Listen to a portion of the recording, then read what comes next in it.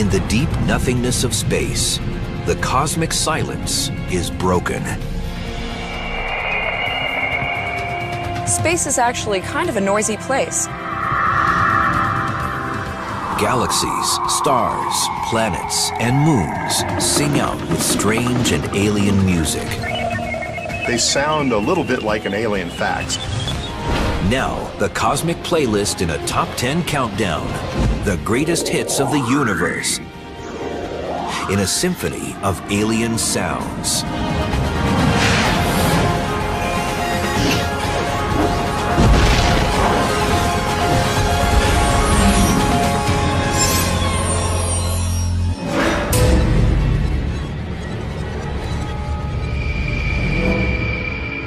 In space, no one can hear you scream. As the promo line for Ridley Scott's science fiction film Alien, it was designed to send chills down your spine. It's based on the unsettling idea that space is a vacuum and sounds, whether screams, shouts, or songs, can't travel in a vacuum. But is that really true? Well, it's kind of narrow to think that in space you can't hear anyone scream, because in fact, here on Earth, there are lots of sounds we can't hear. They're either too high a pitch or too low a pitch. Moreover, space isn't completely empty. And then finally, what's the definition of space? If I'm an astronaut on the surface of Mars and I have a spacesuit on, am I in space or am I not? Well, I would think I am. Okay, let's try right over here. Back on Earth, Bruce Betts of the Planetary Society in Pasadena, California, has given a lot of thought to Mars and the subject of sound. He's programmed his computer with what he calls the Marsinator to demonstrate what his voice would sound like in the cold carbon dioxide atmosphere of Mars, without those spacesuits. The atmosphere of Mars would actually change your voice so it sounded deeper. So let's go ahead and simulate that using the Marsinator. And I will record my voice, and then we will shift it to what it would sound like on Mars. This is what I'd sound like on Mars, although I'd be wishing I had some oxygen to breathe. Then I go ahead and process it, put it through the Marsinator, and then we play it back and see what it sounds like.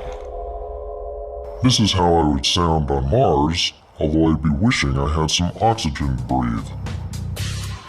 Of course, if humans ever do make it to Mars, we will not hear their voices through the atmosphere.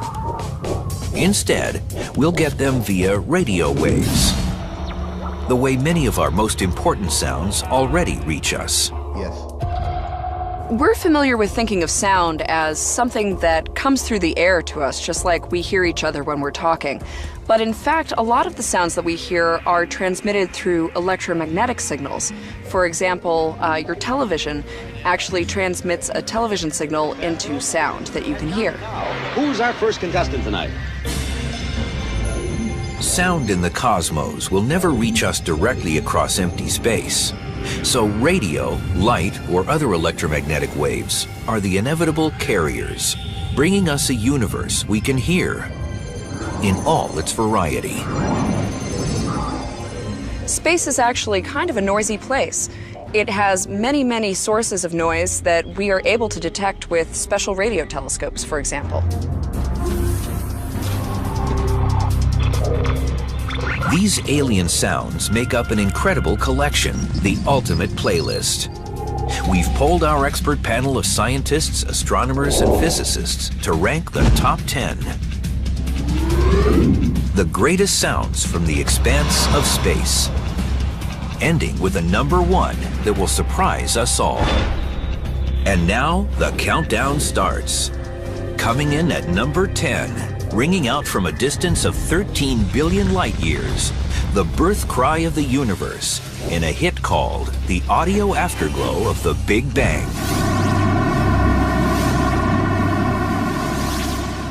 It's remarkable that the young universe actually made a sound, and the reason we know that is that we can actually witness the glowing gases that were present at that time. The glow from these gases is known as the cosmic microwave background radiation, or CMBR. It is a faint trace of microwaves that stretches across every point in the sky. Discovered by scientists in the mid-1960s, the radiation is the afterglow of the Big Bang. The famous blotchy satellite map of the CMBR represents the cosmos in its infancy, when it was only 380,000 years old. When we look at the CMBR map, we're essentially looking at a voice print of the early universe, because those tiny variations in color correspond to variations in temperature, and those correspond to variations in density and pressure. Well, pressure waves are just sound waves, so we're seeing little variations in pressure, little sound waves in the early universe. To understand the audio afterglow of the Big Bang, we need to know how the early universe varied its pressures to generate sound waves. To find out, astronomer Mark Whittle and organ builder Manuel Rosales visit the magnificent pipe organ at Claremont United Church of Christ in California.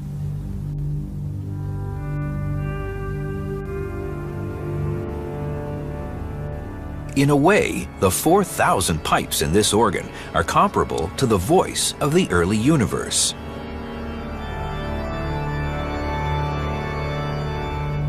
Manuel, the amazing thing about the early universe is that all its pipes were sounding together. And it'd be lovely if we could just try that with this organ. So do you think we could do that now, play all the notes at once? Yes. Let's pull out all the stops and try it. Ah, that's where that phrase comes from. Yes. Okay, let's go.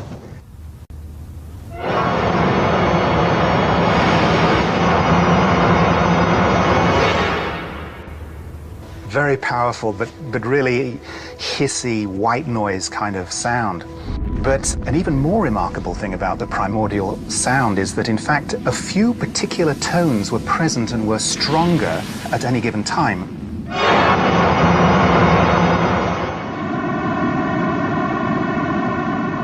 This is the opening note of hit number 10, the audio afterglow of the Big Bang.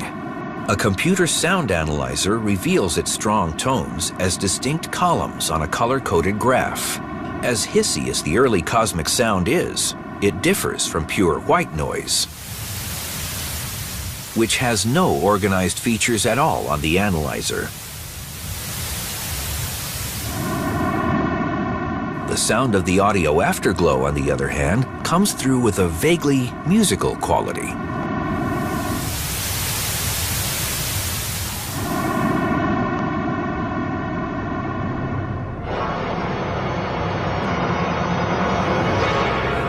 The pipes of this or any organ are made of wood and metal, but the pipes of the early universe were pits of dark matter, the mysterious substance whose existence is known only from its gravity. What drives the sound waves is gravity. So, for example, if there's a region of slightly higher density of dark matter, there's a gravitational force pulling in. Gas that's surrounding this region feels that pull and it falls in. But it's gas, so it also, as it falls in, it compresses. That compression acts like a spring, and so it pushes the gas back out. But then it overshoots until it falls back in again. And this is how the motion of the gas falls in, bounces out, falls in, bounces out. So we have an oscillating pressure wave, a sound wave. The cosmic background radiation, as important as it is just a still picture. Its imprint of sound has the effect of no more than one noisy, barely musical note. And even hearing that is a struggle. The pipe organ helps show us why. The sounds of the universe are way too low for us to hear. In fact, what's the lowest note that this organ plays? It is a pipe 32 feet long, and it can only be played with one's foot. Yeah, that's pretty deep. 32 feet were nothing compared to the cosmic organ pipes. They were between 20,000 and 400,000 light years across. Sorry, we don't have any pipes quite that long. No.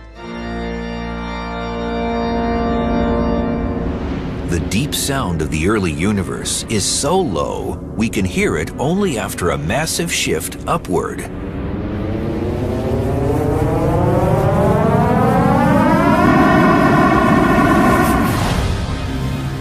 The background radiation of the universe dates from 380,000 years after its creation. But what happened before that? Is it possible to uncover the whole song of the universe from the very instant of the Big Bang?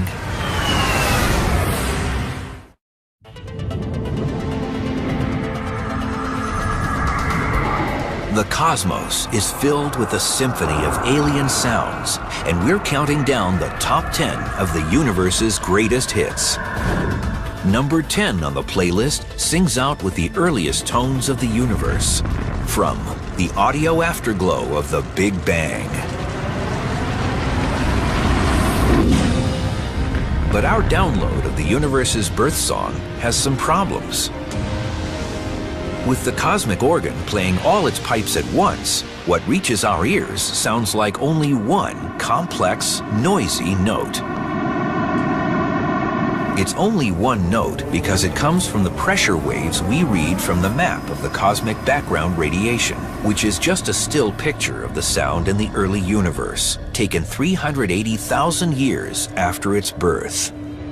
How then do we run the clock backwards and hear the rest of the song? Modern cosmology is sufficiently advanced that it's possible to create a computer replication, a simulation of the young universe. It's possible to recreate within a computer what's going on and how the sound developed right from the very, very beginning through those first 400,000 years. They are the same kind of supercomputer simulations that have given us pictures showing how the early universe evolved. The dark matter pipes of the early universe acted like those in the church organ. As bigger pipes were played, deeper notes were sounded. As the universe expanded, there was more space and more time. More space meant bigger pipes, so the notes in the song got lower and lower as the song played out.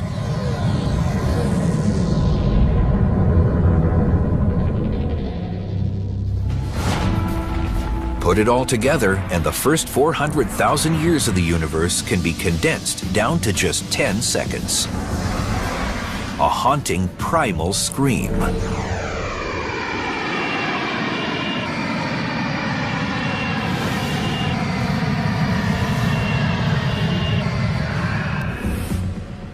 The gas that's falling in and out of these dark matter regions is ultimately going to become the first stars, the first galaxies, and ultimately it'll be corralled into the thousands of galaxies that we see around us today.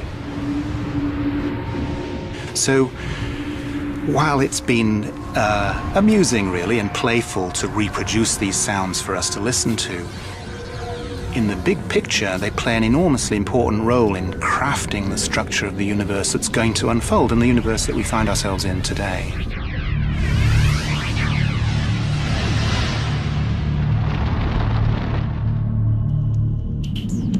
From the big band sound of the Big Bang, our countdown takes a step down in size to the modest 15 million light-year span of a galaxy cluster.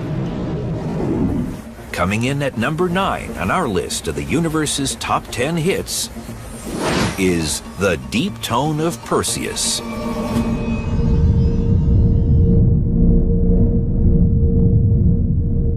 This is low sound to the extreme, emanating from the Perseus cluster, a grouping of roughly 1,000 galaxies, 250 million light-years from Earth. The central galaxy in this cluster of galaxies has a huge supermassive black hole at its center. The cluster's central galaxy is called Perseus A, and its supermassive black hole gives it what's called an active galactic nucleus.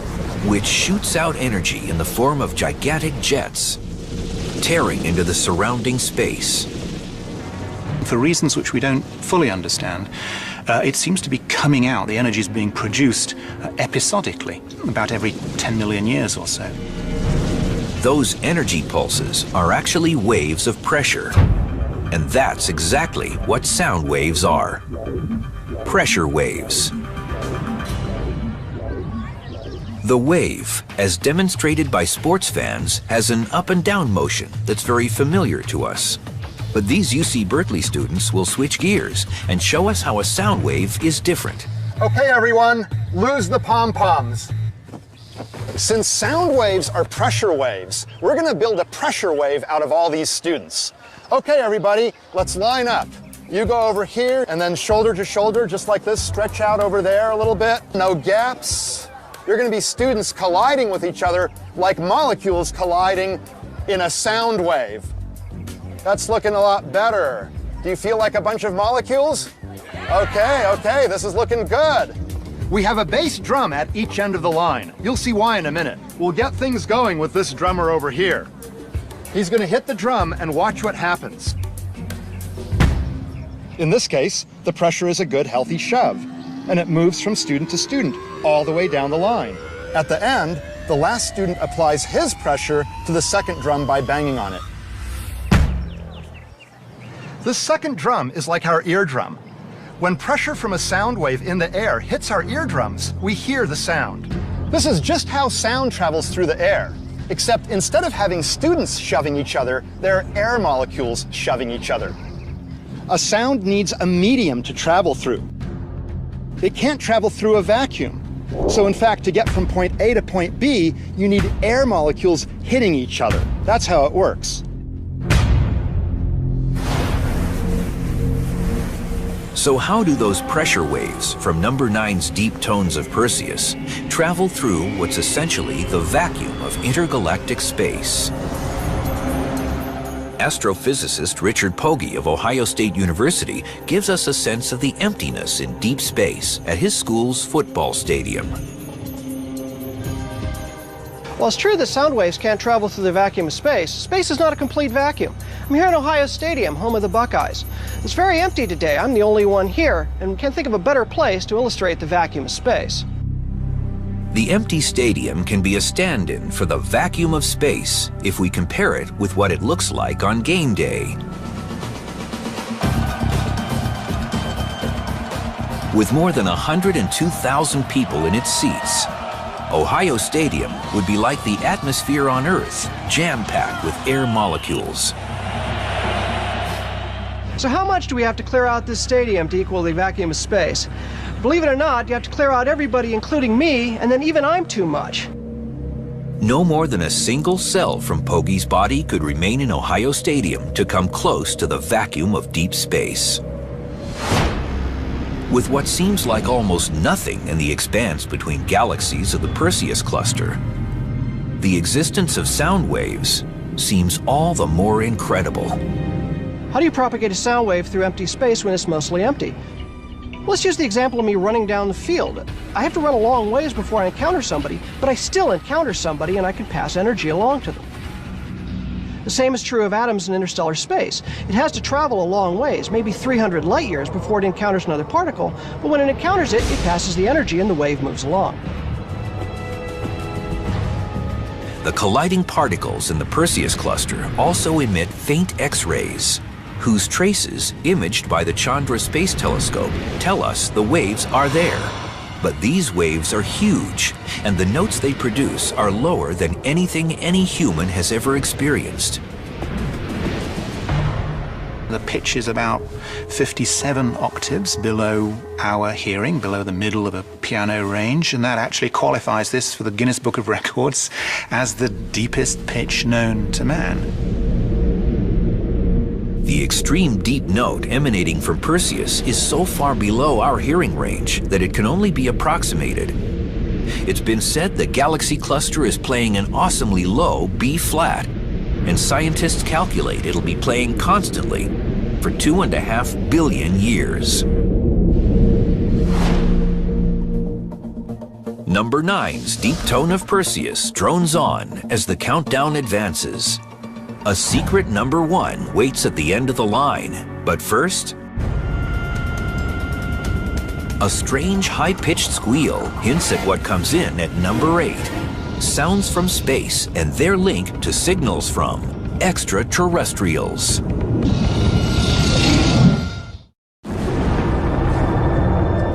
Starting with the Big Bang, we've been tracking the top 10 of the universe's greatest hits. The best of the alien sounds from space. Jumping to number 8 on the countdown, we find a sudden wide variety of different sounds. Clicks, whines, and screeches, all coming from strange stars singing out from everywhere we look in the galaxy. They're cosmic squeals with a rhythm section in the beat of the pulsars. Every pulsar has a different sound, but they are all related because they are repeating blips, beating out regular rhythms. The different sounds come from beats sounding out at different speeds. The first pulsars to be detected emitted radio waves so regular that astronomers first thought they were signals from aliens. But the truth about them was quickly discovered. A pulsar is a rapidly rotating neutron star. That's a very dense star, and it's got 2 beams of radiation coming out the poles. As those beams rotate and intersect our line of sight, we see a series of pulses. We can think of pulsars being associated with sound because they were first discovered with radio telescopes. There was a series of beeps that radio telescopes detected. For a slowly rotating pulsar, you might have a series of beats like a metronome. Beep, beep, beep, beep.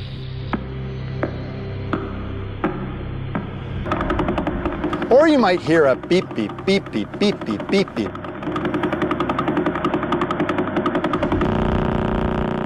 Now for a rapidly rotating pulsar, the beeps blur together, so you get like that.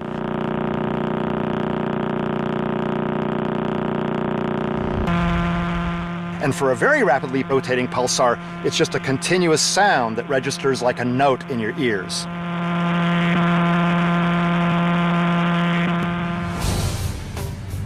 Pulsars form from the collapse of very massive stars after they explode as supernovas. But how long does it actually take for a massive star to collapse?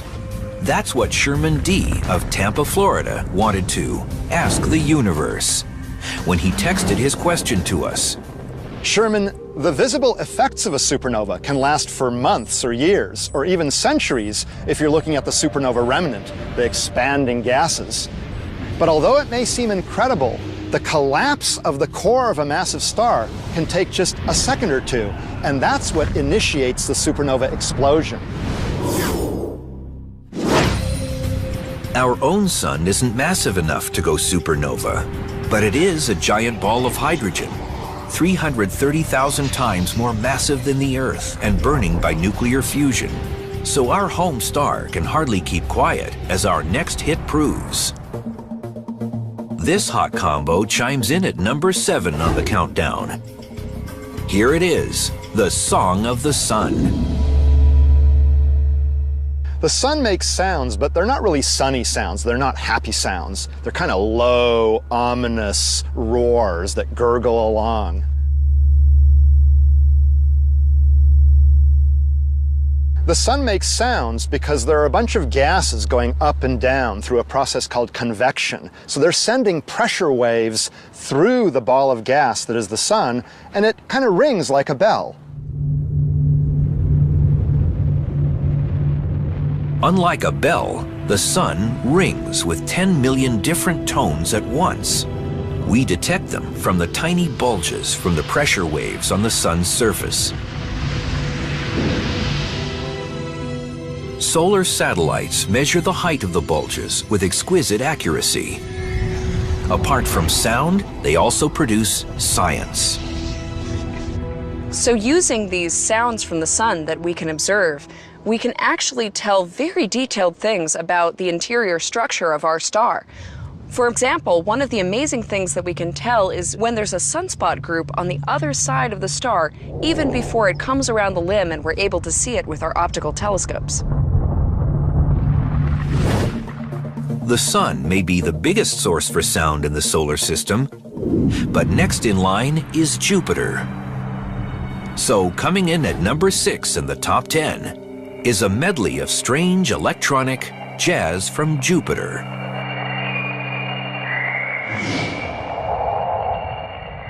Jazz from Jupiter comes to us courtesy of the 2 legendary Voyager spacecraft, now on their epic journey to the edge of the solar system. The 2 Voyager spacecraft are headed for interstellar space. They're on the very outer edges of the bubble the sun creates around itself. Today, Voyager 1 is 118 times as far from the sun as the Earth is, almost 4 times as far from the sun as Neptune is. Project scientist Ed Stone has been heading the Voyager mission since its 2 spacecraft made their grand tour of the outer planets beginning in 1979. On their approach to Jupiter, the first thing each one encountered was the giant planet's bow shock, producing a wind-like sound from the electronic data.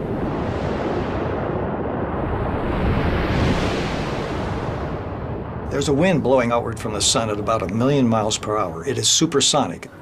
As that wind approaches contact with a magnetic field around, say, Jupiter, it has to go subsonic. There is a sonic shock which forms in front of the magnetic field of Jupiter. That's called the bow shock. It's very much like a sonic shock in front of a supersonic aircraft. More intriguing than the bow shock is the Jovian chorus, sounding something like the chorus of birds chirping at dawn.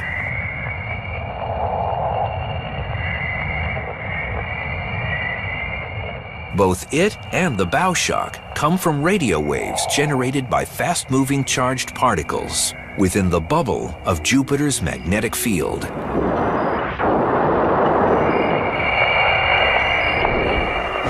Now, the scramble toward the mysterious number 1 in the top 10 swings to the moons of Jupiter and the rings of Saturn, where the noises from electric loops, glowing gases, and streams of wind vie for distinction as the spookiest sounds in the solar system.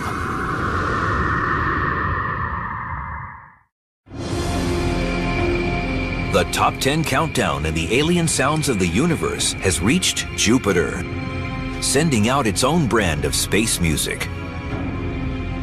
But the next hit is no solo. Jupiter has a backup group. They're the Jovian moons circling the giant planet. And now they have their own album. It places at number 5 in the top 10, and the tune is called Moons Over Jupiter. The lead singer is the moon Ganymede, recorded by the Galileo spacecraft, arriving at Jupiter in late 1995. The sounds that Galileo sent back from Jupiter's moon Ganymede, by the way, the largest moon in the solar system, are very intriguing. They sound a little bit like an alien fax. In fact, when I played that sound clip in my office yesterday, people came around the corners to see what was going on, if I was receiving some alien transmission. As with Voyager, Galileo's sounds came from ionized gas, or plasma. Atoms in a plasma are split apart into negative electrons and positive atomic nuclei. In other words, charged particles. 2 slender antennas on the spacecraft's plasma wave instrument picked up the radio waves that the charged particles produced as they were set in motion by a magnetic field. These sounds that we hear from Ganymede are the evidence that Ganymede actually has a magnetic field. And you cannot find that information without using the plasma wave instrument, as we did on Galileo.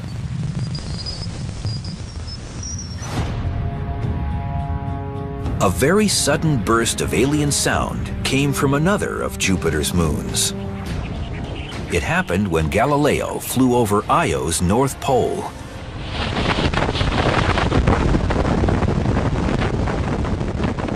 My favorite moon in the solar system is Jupiter's moon Io. It looks a lot like a pizza. This is the most volcanically active moon in the entire solar system, 10 or 100 times more volcanically active than the Earth. It literally spews tons of material into space every second, sulfur and oxygen atoms. These get ionized in Jupiter's magnetic field and actually connect back to Jupiter, to the north and south poles, making a donut. The donut is called the Io flux tube, and the charged particles carry a monster electric current between Jupiter and its volcanic moon. As Galileo flew through it, the sound ended as abruptly as it started.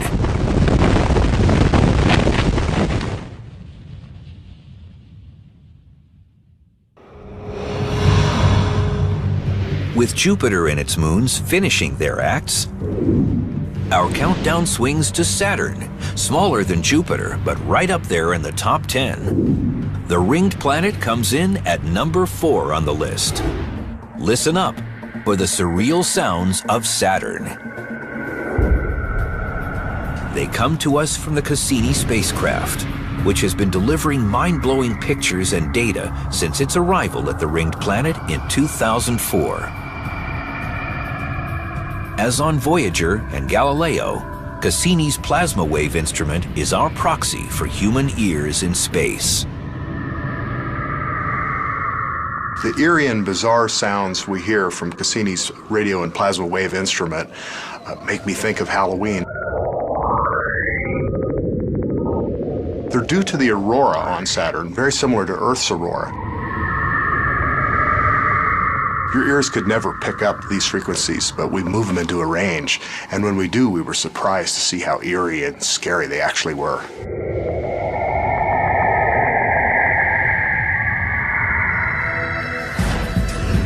The surreal sounds of Saturn isn't the ringed planet's only song on the countdown. Turn it over and we find number 3 on the playlist, Saturn's Flip Side. Scientists call this hit a crossover. This crossover has nothing to do with mixing musical styles, but describes radio waves from Saturn's northern and southern hemispheres as they actually crisscross in frequency over a period of time. We saw something really strange in our radio data, in our plasma wave data, a couple of crossing frequencies that apparently suggested that the northern and southern hemispheres were rotating at different rates. That's very unfamiliar to us on a solid Earth, where the Earth rotates at one rate. It actually turns out we don't think Saturn's rotating at different rates. We think that high-altitude zonal winds are tricking us and making us think that there's different rotation in the northern and southern hemisphere, but it's probably not the case. Similar waves following the lines of Saturn's magnetic field revealed a surprise about the ringed planet. One of the most bizarre things that Cassini found was apparently the Saturn day was about 6 minutes longer than it was back in the days of Voyager, mere decades earlier. The determination of the length of Saturn's day is actually not possible by watching the clouds rotate around the planet. We have to use these radio emissions, the sounds of space, to see what the deep interior is doing. And that's where we found this mystery. It's virtually impossible to slow down a planet the size of Saturn that much in such a short time. So scientists now realize the radio emissions probably don't give an accurate picture.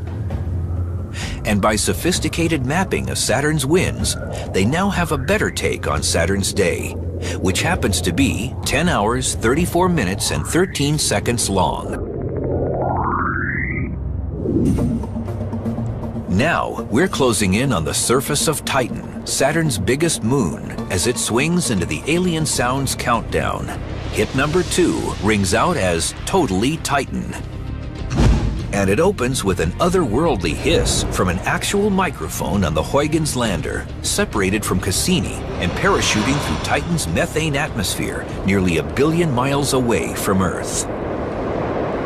If you're parachuting, you're going to hear That's exactly what we hear in these Huygens sounds. The sound was transmitted as the lander headed toward Titan's surface in 2005. The acoustic sensor on Huygens was essentially a microphone, but it only sampled every couple seconds. It would take a little sound, tiny sound bite, and then nothing, and then a tiny sound bite. It wasn't planned to turn that into sounds that the public could hear. But unlike the other sounds from Saturn, these were not converted from radio waves. They began as true sound waves in Titan's methane atmosphere. And the Planetary Society stepped in to convert the staccato sampling of the microphone into something audible to human ears. In the end, what you hear is mostly wind noise as the parachute's descending through the atmosphere, and then things get much quieter on the surface. It goes from to suddenly being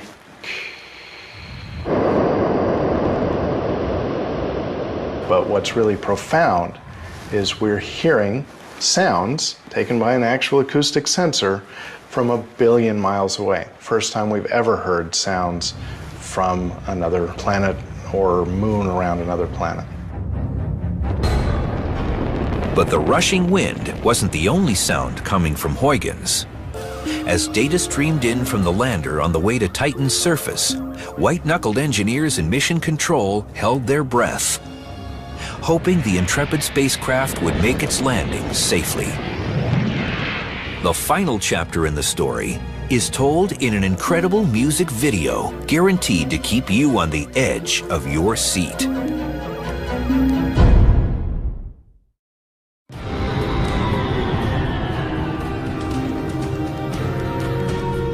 We've been counting down the top 10 alien sounds of the universe, and we've almost reached number 1.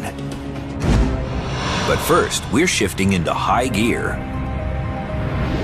as number 2 runs with an astronomical riff from the Huygens space probe visiting Saturn's largest moon, Titan.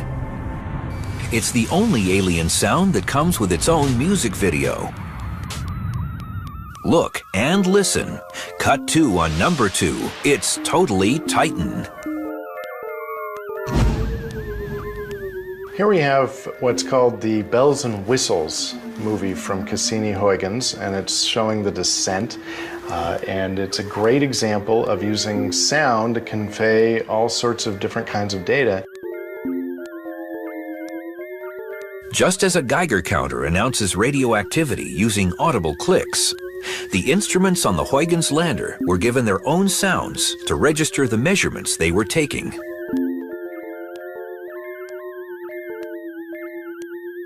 Those chimes you hear, each one of those means that an instrument was taking a picture or some other kind of data. Different instruments are different chime. We also are hearing that kind of a hum in the background. That's the signal strength to the Cassini spacecraft.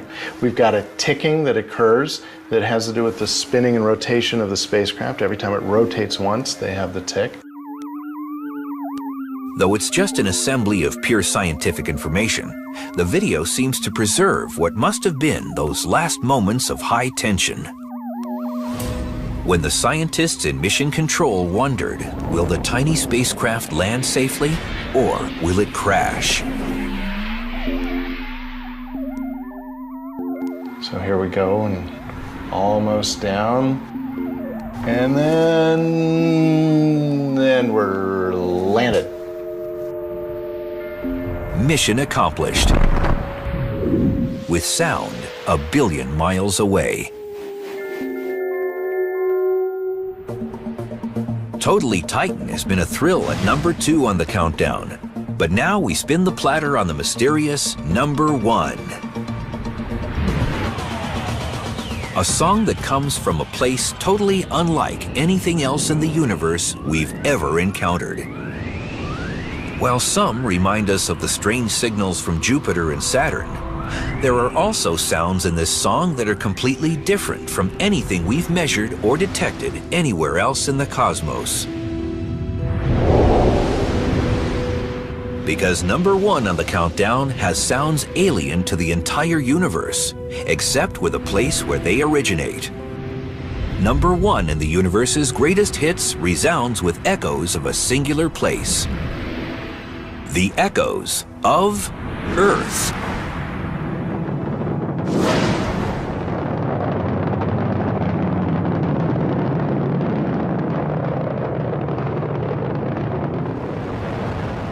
Here on Earth, we're used to thinking of the alien sounds as being everything that comes from beyond our planet. And that might be examples of plasma waves and pressure moving through astrophysical media or objects. But really, if you think about observing our Earth from afar, the aliens are us. And our sounds are unique because they come from living organisms, whether it be human language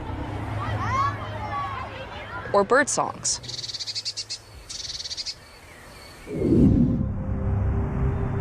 An alien probe exploring Earth space would certainly pick up the Jupiter or Saturn-like sounds of charged particles propelled by Earth's magnetic field.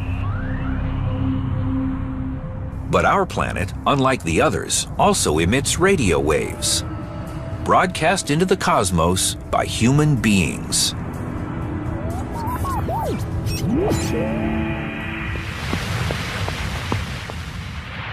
Good evening. This is Professor Reginald A. Fessenden, speaking to you from Brant Rock, Massachusetts. In 1906, at Brant Rock, Massachusetts, Reginald Fessenden made the first radio broadcast of speech and music. Fessenden was the inventor of AM radio, transmitting his first signals on Christmas Eve. It was picked up by sailors hundreds of miles out at sea, and has been traveling through space ever since. Ever since the beginning of radio, we've really been broadcasting out into space. And we've been sending out these signals in the hopes that somebody will intercept them. Of course, space is a very large place, and therefore it's hard to know who would have gotten them and when. But there they are, on their way out to who knows where. Hello from the children of planet Earth. Konnichiwa. O genki desu ka? Earthly sounds are also traveling through space, not by radio, but aboard the 2 Voyager space probes, on a slow but steady course to the stars. Bonjour tout le monde. One of the examples of how important sound is to us here on Earth is that when we launched Voyager, we actually included a golden record of sounds from our Earth. And this was to represent not only human sound, but also sounds of the many creatures that live here on Earth with us. So it's really a sound fingerprint of life on our planet.